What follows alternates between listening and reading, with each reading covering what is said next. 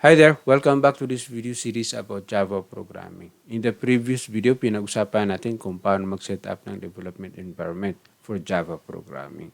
And in this video, pag-usapan naman natin kung paano gumawa ng isang basic Java program. At matutunan natin kung paano mag-compile ng isang Java program at patakbuhin ito sa ating development environment.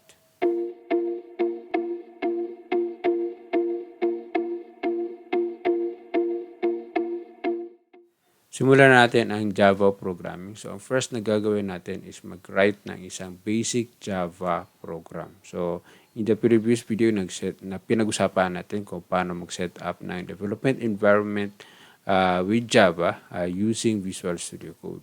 So, if nakapag-install kayo ng Visual Studio Code, you can access ang new file dito sa file menu, tapos new file. So, you can use the second new file. Tapos, kasi meron siyang wizard. So, click mo yan. Tapos, papiliin ka niya kung ano yung template mo. So, you can select itong si new Java class. So, this is available kasi nag-install tayo ng Java extension pack. So, enter mo lang yan. Tapos, i-require ka niya to enter your Java class. Because in Java, required ka to create at least one Java class para create ka ng isang Java program. So, one class is required. So, yun. So, lagyan natin ang pangalan ng class natin. Let's say, my first Java program. So, yung file name is going to be the class name at the same time the file name. So, yun. So, take note lang natin na ang class name is dapat Pascal case. Ibig sabihin, yung first letter is capital, tapos the other words is first letter capital din. So, enter lang natin.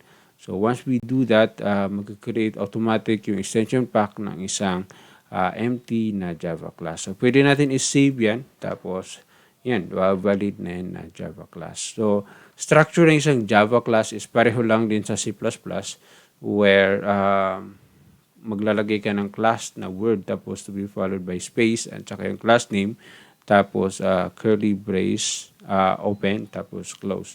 But linalagyan lang natin dito ng public to make it available sa labas. Yan. So, yan. Save lang natin. Yan. So, pwede niyan ma-compile actually. Yan. So, next na gagawin natin is because this is a Java class, so lahat ng isang Java program is kinakailangan meron siyang entry point. To enter an entry point, maglalagay tayo dito ng function, static function. So, ang pangalan niya is main function. Yan. So, ang isang main function or entry point na main function sa Java is kinakailangan, ang pangalan niya is main. So, yan ang hahanapin ng Java runtime, GRE. Hahanapin niya yan. Tapos, dapat naka-public siya to make it accessible sa JRE. Tapos, itong static. Yan. Tapos, yung main function natin is meron siyang parameters na argument. So, pag patakbo mo yung Java program mo, pwede ka mag-pass ng arguments. Yan. So, ang next na gagawin natin is lagyan natin ng content yung program natin. So, lagyan natin ng kahit simple lang na output sa console. So, to print a string or text sa console natin, so, tawagin natin ang system na namespace, tapos out kasi palabas. Yan. Ayun. Nakita natin print stream, tapos meron siyang method na print line. Yan. Yan. So, print line. So, tumatanggap siya ng string. So, type lang natin kung anong gusto natin na string. Let's say, for example, hello world. Yan. So, i-save mo yan. So, pwede na yan tumakbo. So, this is already a valid program. So, ang next na gagawin natin is to compile the program. So, to compile a program, you can do it manually. So, pwede ka pumunta sa terminal, new terminal, ganyan. Tapos, pupuntahin dun sa folder kung nasaan yung program natin. Check lang natin, there, nakita natin, nandyan yung ni-save natin na my first Java program.java. Yan. So, in order to build or compile yung Java program natin, ang command is Java C. Ibig sabihin Java compile. Tapos, ang parameter is yung file natin. So, my first Java program.java. So, enter natin. So, magko-compile yan. So, kung meron siyang error, makikita natin may errors yan. For example, lagyan natin ng errors dyan. Example, lagyan ko dyan ng space. Execute ko yan. Makikita natin. Merong error yan. Lalabas yung mga errors niya. So, yun. So, i-fix lang natin yung error niya. Ganyan. So, compile natin ulit. Java C, my first program. Yan. So, wala siyang error. So, after that, so na-compile na siya. So, pwede na natin ipatakbo. So, para patakbuhin natin, execute lang natin ang Java. So, Java lang, walang C. Java, tapos ano yung class name? So, take note, ang nilagay natin dito is my first Java program. So, wala yung .java. So, type natin my first, dito sa console, my first Java program. Yan. Yan. So, execute natin. So, lalabas yung hello world na text na ginawa natin. So, that way, nagawa natin yung objective natin for this video, which is to write a basic Java program to compile it, tapos iparun natin. Pero, yung ginawa natin is the manual way. Pero, with Visual Studio Code, mas pinadali pa ito. So, pag write ka ng isang Java program mo, you can just press F5. So, press mo lang F5. Yan. Tapos, magkukompile na siya. Tapos, at the same time, papatakbuhin niya. So, yun. Nakita natin, yun, tumakbo na siya. So, siya na yung nag-execute sa lahat for us. So, siya yung nag-compile, siya na rin yung nagparun. Yan. So, another thing is pwede ka rin maglagay dito ng breakpoint. So, para pwede ka makapag-debug. For example, yan, lalagyan natin ng breakpoint dito. Tapos, i-press mo ang F5. Yan. Tapos, pagdaan niya dyan, magsa-stop siya dyan. So, nakita natin dito, yung arguments natin is walang laman. Yan.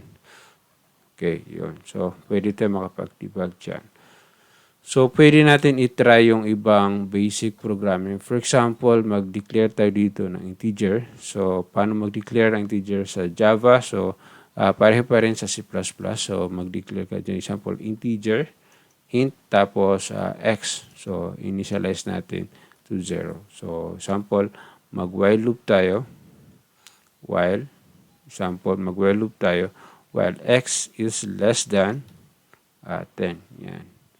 Tapos, print line tayo. So, system.out.print. Let's say, sabihin natin print lang. Ayan. Yan, print. Or maybe print line. Pwede rin. Print line. Yan. Or, pwede print. Pwede, yung sabihin ng print is walang new line after. So, pwede mo i-print ang X. Tapos, mag-print tayo ulit ng space. System. Pero meron siyang tayo dyan, separator. So, yan. Lagyan natin ng space dyan. Yan. Tapos, right after that, para hindi mag-infinite yung loop natin, x++ tayo dyan. Yan. X++. Yan. Okay. So, i-press lang natin ang F5. Yan. So, dapat tatakbo yan. Makikita natin yung output niya. So, yun. Nagbilang siya from 0 to 9. So, if maglalagay ka dito ng breakpoint mo, yan. So, click mo lang yan, yung dyan. Tapos, i-press mo ang F5. Yan. So, magsa-stop siya kung saan ka naglagay ng breakpoint. So, for you to control the run of your program, you can use this menu na nakalabas dito. So, ito is, itong play is to continue running. Tapos, ito is para mag-step over ka sa next line. Ito is step into. Kung merong function na papasukan niya, or isang method na papasukan niya, you can step into that function.